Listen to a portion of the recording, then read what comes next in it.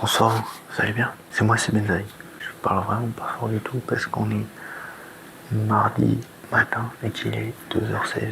Je fais juste un test, mais bon, c'est cool parce que du coup, ce petit plan-là va être à mettre dans la prochaine vidéo. Je vous souhaite une bonne nuit et je vous dis à demain.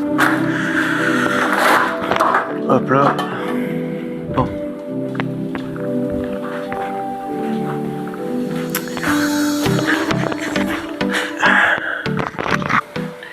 Et voilà. Bonjour, vous allez bien? Bon, et ben c'est Benzaï. Je fais un petit test là, et en même temps c'est une petite vidéo, voilà. C'est la suite de la vidéo d'hier soir du coup que je tombe. Comme vous pouvez voir derrière moi, il y a quoi? Il y a un fond vert. Voilà, ça c'est parce que je stream du coup, comme je vous l'ai dit dans les autres vidéos d'avant. Voilà, donc n'hésitez pas à venir me rejoindre. Normalement, ce serait plutôt le soir que je streamerai, voilà, en rentrant tranquillement. Donc là c'est un petit test, pourquoi? Parce qu'on est en 1080p, 60 images par seconde. Voilà, je pense que ça a déjà une qualité assez intéressante. Voilà. Et je voulais voir quand même la différence entre la 1080p 60 fps et la 4K 30 fps. Peut-être que par la suite je pourrais avoir une vidéo 4K 60 fps. En gros, si vous voulez, mon ancien smartphone qui est là, ici, qui était le Oppo Reno, le Oppo Find X2 Neo, ouais c'est ça, qui ressemble à ça, qui est quand même un très très bon smartphone. Ok les gars, c'est moi, c'est Benzaï. Je vous fais une petite voix off pour tout simplement vous donner un petit peu quelques caractéristiques techniques qui sont très très intéressantes sur le smartphone, car c'est vrai que c'est un smartphone qui est vraiment très bien, que j'ai depuis 3 ans il me semble. Donc franchement, en vrai, le seul petit souci c'est que malheureusement maintenant il ne fait plus de mise à jour, et j'aurais pu personnellement, je serais resté dessus. Mais voilà, alors, je suis pas un pro high-tech ou quoi que ce soit, mais c'est vrai que moi j'aime bien avoir un très bon téléphone. Et c'est vrai que je m'enseigne beaucoup avant de m'acheter un téléphone. Donc voilà. C'est pour ça que je vais vous donner quelques petites caractéristiques techniques, histoire que vous puissiez voir certainement à vous le procurer. Voilà. Donc du coup, parlons un petit peu des caractéristiques. Bon, comme vous pouvez le voir, l'appareil photo dorsal il a 48 mégapixels au capteur, et franchement il filme en 4K, etc. Il a il me semble une puce Sony pour tout ce qui est pour la photo, etc. Il fait vraiment des très très bonnes photos. Il a un flash arrière, flash avant non. Par contre il a le truc, comment dire, quand on... en gros il a la lumière mais il a pas de flash avant. Voilà, de toute façon aujourd'hui il n'y a plus vraiment plus de téléphones qui font avec flash avant il me semble. Capteur frontal de 32 mégapixels, donc c'est quand même assez énorme. Voilà, faut savoir qu'à titre de comparaison, et je vous en parlerai un peu plus tard par rapport au mien, c'est quand même un peu au-dessus, voilà. Il a une capacité de 4025 mAh, donc ce qui est, franchement il peut tenir une journée et demie, et si jamais vous... et moi je reste connecté en 5G pratiquement toute la journée, parce que j'en ai besoin par rapport au travail, voilà. Il a une charge puissante rapide, comme vous pouvez le voir, de 30 watts, et vraiment une demi-heure, et encore aujourd'hui, et ça fait 3 ans que je l'ai, et pourtant j'ai pas fait des cycles de charge incroyablement tous respectés, il tient très bien la charge. Donc voilà, et bon il a pas de chargement sans ça. Si on parle maintenant des capteurs, etc., tout ce qui va être GPS, etc., aucun problème. Infrarouge, gyroscope, tout ce qui est boussole, etc. Pareil, là-dessus, il n'y a aucun, mais vraiment, quand je vous dis aucun, c'est vraiment aucun souci. De toute façon, c'est ce qu'on attend dans le téléphone. Voilà, vous pouvez regarder que la connectivité, c'est la norme Wi-Fi 5. Voilà. Du coup, il a une excellente, il capte très bien le Wi-Fi, et la NFC, on peut évidemment en profiter avec ce téléphone. Faut savoir qu'il est de 2020. Maintenant, le poids et dimension, il fait 171 grammes, mais attention, c'est pas lourd. Franchement, très honnêtement, c'est pas lourd. Alors, il a un revêtement là qui glisse un petit peu au départ, mais bon, après voilà, c'est un téléphone beau, donc forcément le design et tout, ça fait glisser un petit peu. Donc c'est pas si lourd que ça, il est assez grand, franchement. Il fait, il me semble, 6,5 pouces, donc voilà. Donc on est sur un Qualcomm Snapdragon 765G. il suffit amplement. Et malheureusement, aujourd'hui, ils ne font plus de mise à jour dessus, enfin sur les Oppo, car Oppo est parti donc de France. Ça me fait mal au cœur parce que j'aurais bien pris le 6, enfin voilà, le Phoenix X Pro. Il fait 2 Go 4 Hz, enfin voilà. Une carte SIM nano SIM, voilà, bon après ça c'est des trucs basiques j'ai envie de vous dire. Donc voilà, une mémoire intérieure de 256 Go de mémoire. Attention, stockage non extensible, parce que 256 Go, déjà au moins 3 ans j'ai pas réussi à les remplir. Donc voilà, une prise OTG, etc. Il faut savoir aussi une chose, c'est que je sais pas ce que je veux dire. Il est 12 Go de RAM. Hein. C'est d'exploitation Android, donc c'est ColorOS. D'accord, donc c'est ColorOS 12. Donc l'avant-dernière version d'Android. Du coup, alors version d'Android, je dis version d'Android, c'est parce qu'en gros c'est juste une surcouche ColorOS et c'est une version d'Android. La version 12. Voilà. Et il a un Google Assistant, voilà. Bon ça en soi je m'en suis jamais servi parce que je suis pas hyper fan de ce genre de choses. Voilà voilà. Après une taille d'écran, donc comme je vous disais tout à l'heure, donc de 6,5 pouces, donc très très correct. Voilà, il tient dans ma main, j'ai des grandes mains, il tient dans ma main.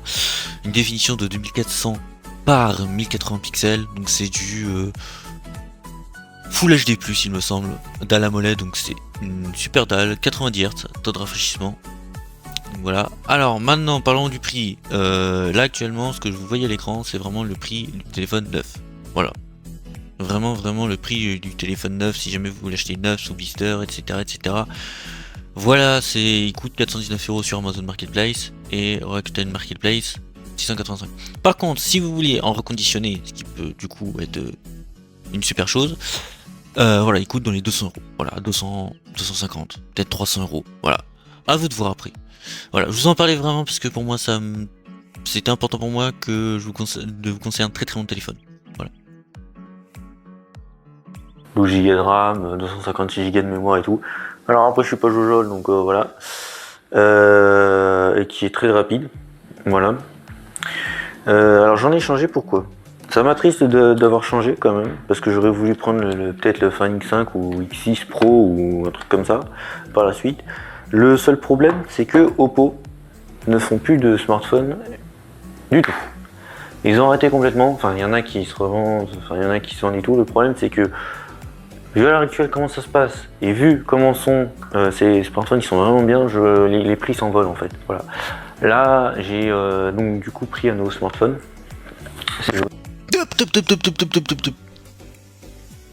Bon, alors apparemment tu veux savoir ce que c'est que mon smartphone actuel.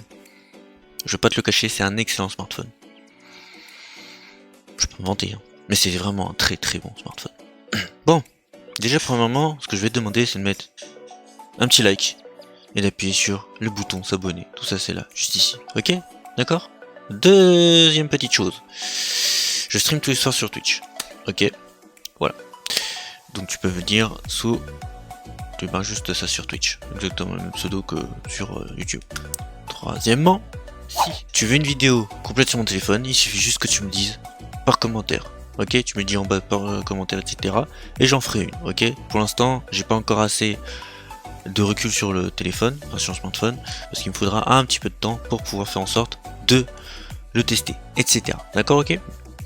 Ensuite, quatrièmement, mais ça fait beaucoup de choses hein, déjà. Mais quatrièmement, si jamais tu es intéressé par un smartphone, etc. Eh bien, ce que je peux faire, c'est actuellement, on est en 2023, on est le 1er août 2023. Ce que je peux faire, c'est de faire un regroupement de 10 téléphones, ou peut-être 5, ou peut-être 10, à voir. Si j'avais le choix, je pourrais être intéressé. Voilà. Et attention, quand je dis pourrais être intéressé, c'est qu'il faut vraiment que le smartphone il soit incroyable. Pratiquement vraiment nickel. Tu vois ce que je veux dire? Bref, je te laisse faire tout ça, et moi je retourne à mes occupations. Ah, et on n'oublie pas, on s'abonne, et on like la vidéo, pour les prochaines vidéos. Ok? Allez, je retourne au montage.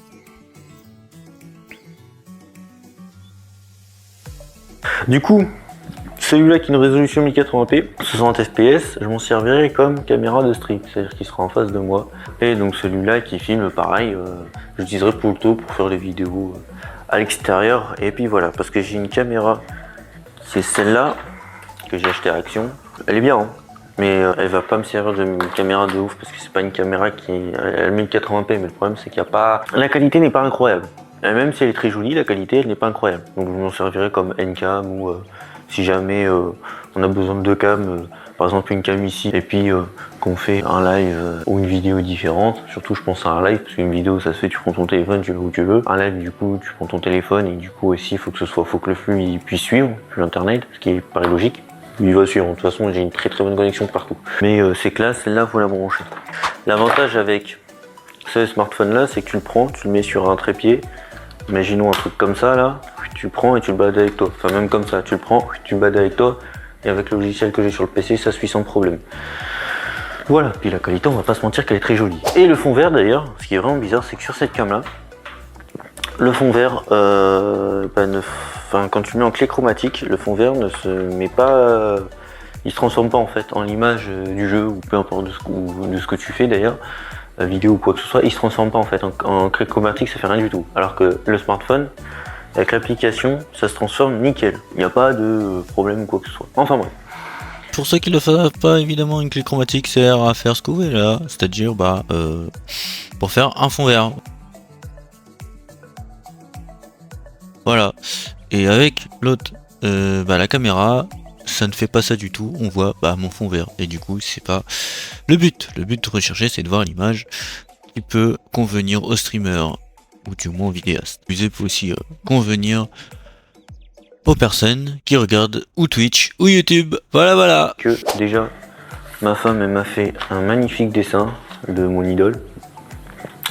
Voilà, Bruce Lee. C'est magnifique, juste magnifique. Première chose. Et deuxièmement, c'est que là à l'heure actuelle, je suis équipé comme Jaja. Je vous ferai une vidéo setup quand le setup sera bien rangé. Vous êtes une bonne fin de journée. C'était moi. Et à la prochaine. Allez, ciao.